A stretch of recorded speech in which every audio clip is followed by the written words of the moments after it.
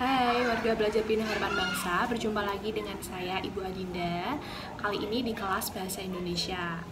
Bagaimana kabar kalian semuanya? Semoga selalu dalam keadaan sehat dan tetap semangat untuk mengikuti pembelajaran yang ada.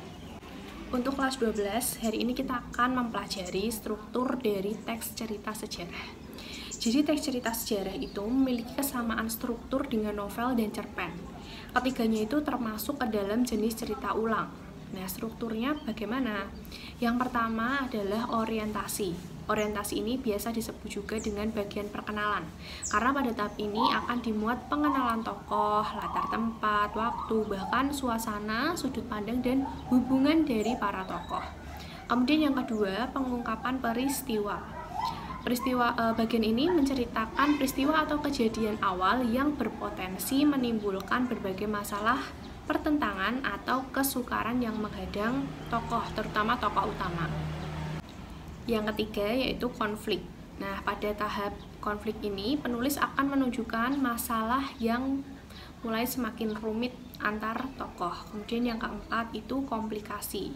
Kalau komplikasi itu berarti bagian yang paling mendebarkan ya. Kalau kita bilang itu bagian yang paling mendebarkan, menghebohkan bahkan, dan memuncak dari masalah sebelumnya.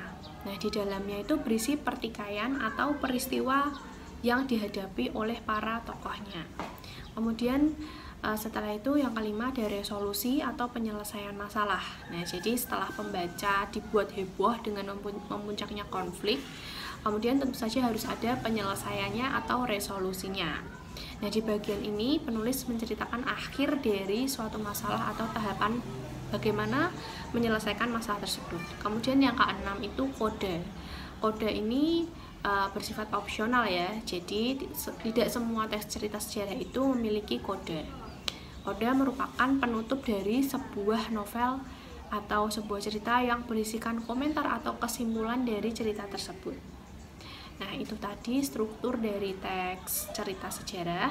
Tugas kalian yaitu coba kalian cari teks cerita sejarah, kemudian identifikasi strukturnya.